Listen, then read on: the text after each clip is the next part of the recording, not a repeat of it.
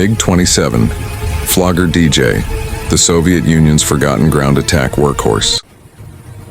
In the pantheon of Cold War-era Soviet combat aircraft, the MiG-27 Flogger-D, NATO reporting, name, often lurks in the shadow of its more glamorous siblings, the agile MiG-21, Fishbed, the rugged MiG-23 Flogger, and the fearsome MiG-25, Foxbat.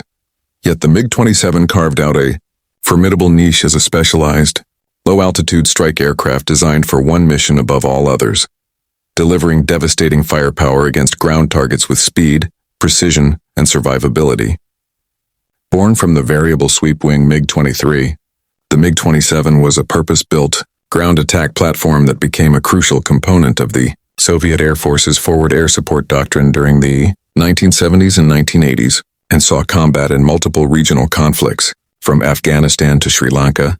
While never exported as widely as other Soviet jets, the MiG-27 remains a compelling example of Soviet military engineering pragmatism, stripping away unnecessary features to create a lean, efficient war machine tailored for a specific role. Origins and design philosophy. The MiG-27's genesis lies in the Soviet military's recognition that while the MiG-23 was a capable multi-role fighter, its design compromises hindered its effectiveness in low-level strike missions. The MiG-23's nose-mounted radar, optimized for air-to-air combat, took up space better used for ground attack avionics, and its cockpit lacked the downward visibility needed for accurate visual bombing runs at low altitude. In response, the Mikoyan Design Bureau, MiG-OKB, developed a dedicated derivative, the MiG-23B, later designated MiG-27. First flying in 1972, the MiG-27 retained the MiG-23's variable geometry wings and rugged airframe, but introduced several key modifications.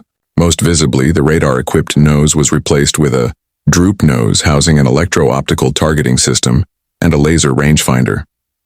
This gave pilots excellent forward and downward visibility, a critical advantage during low-level attack runs over complex terrain. The air intake was also simplified from the MiG-23's complex variable ramp system to a fixed, downward-angled intake, reducing weight and maintenance while still providing sufficient airflow at subsonic speeds, which were typical for ground attack profiles. The MiG-27's philosophy was less is more.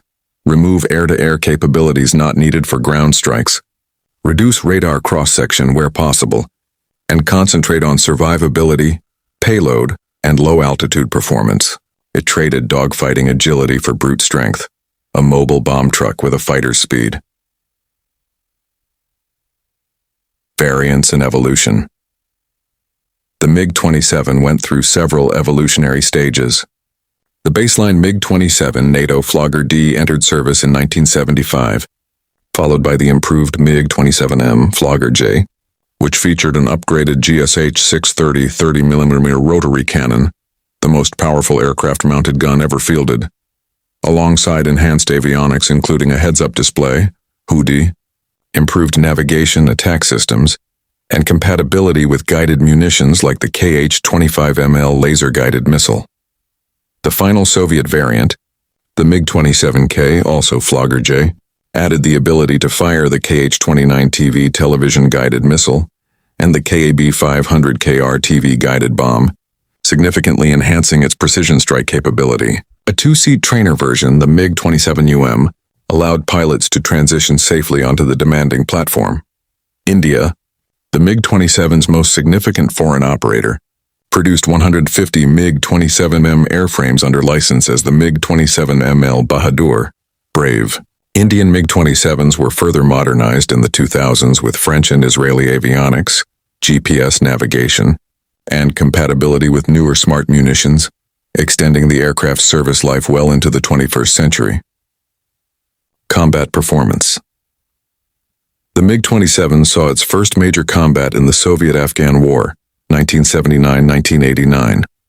Flying from bases in Central Asia, Soviet MiG-27s conducted countless strikes against Mujahideen positions, supply convoys, and mountain encampments, operating at low altitudes to avoid radar detection and Stinger missiles, which became a serious threat after 1986.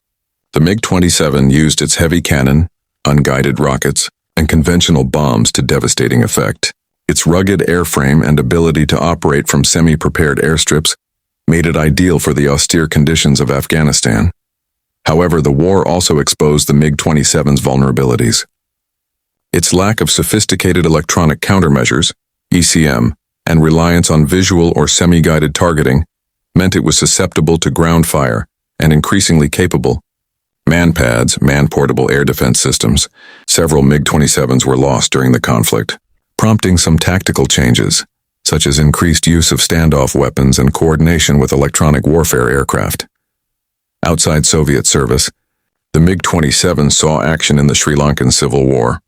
In the late 1990s and early 2000s, the Sri Lankan Air Force employed MiG-27s, acquired secondhand from Ukraine, against Tamil Tiger strongholds. These aircraft conducted precision strikes using laser-guided bombs and played a key role in breaking enemy defenses during major offensives. Their performance demonstrated the MiG-27's continued relevance even decades after its introduction. Technical specifications and capabilities. The MiG-27 was powered by a single Tumansky R-29B 300 turbojet engine, generating 11,500 kgf, 25,350 lbf of thrust with afterburner. This enabled a top speed of Mach 1.7 at high altitude, but, more importantly, a blistering Mach 1.08 at low level, crucial for fast-in, fast-out strike tactics. With a combat radius of roughly 550 kilometers, 340 miles on internal fuel, the MiG-27 could be refueled in flight or carry external tanks for longer missions. Its payload capacity was formidable, up to 4,000 kilo, 8,800 lbr of ordnance on 9 hardpoints. Typical loadouts included a mix of free-fall bombs, FAB 500, FAB 250, cluster munitions, RBK 500, unguided rocket pods, S-24, S-8, and later, guided weapons like the KH-25ML and KAB-500KR.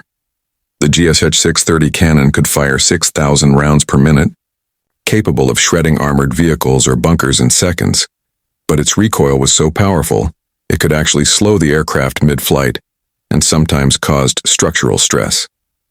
Defensively, the MiG-27 relied on speed, low-altitude flight, and chaff flare dispensers. Later models incorporated basic radar warning receivers, RWR, and active jamming pods, but it was never a stealthy or highly survivable platform in contested airspace, best employed where air superiority had already been established. Operational doctrine and legacy. Soviet doctrine envisioned the MiG-27 operating in massed formations behind the front lines, striking NATO armored columns, command posts, and logistics hubs during a hypothetical European war.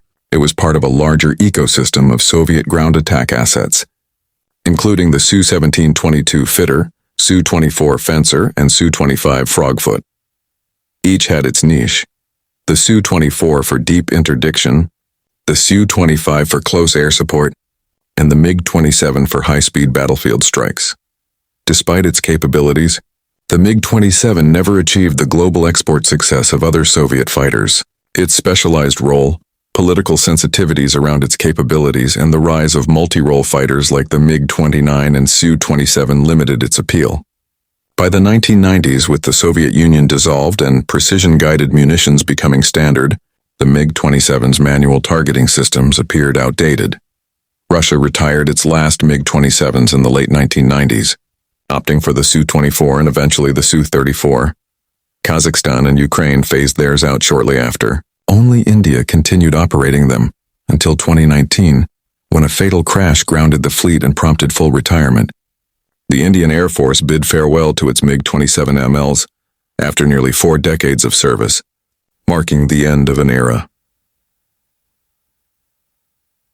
Why the MiG-27 matters.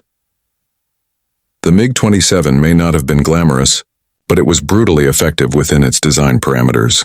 It exemplified the Soviet approach to military aviation. Identify a specific battlefield requirement, engineer a cost-effective solution, and mass-produce it for operational use. In an age increasingly dominated by stealth, network-centric warfare, and unmanned systems, the MiG-27 stands as a relic of a more analog, kinetic form of air power, one where pilots relied on skill, speed, and sheer firepower to complete their mission. Its legacy endures in the design philosophies of modern strike aircraft and in the memories of the pilots who flew it. In Afghanistan's rugged valleys and Sri Lanka's dense jungles, the roar of the MiG-27's engine signaled the arrival of overwhelming force.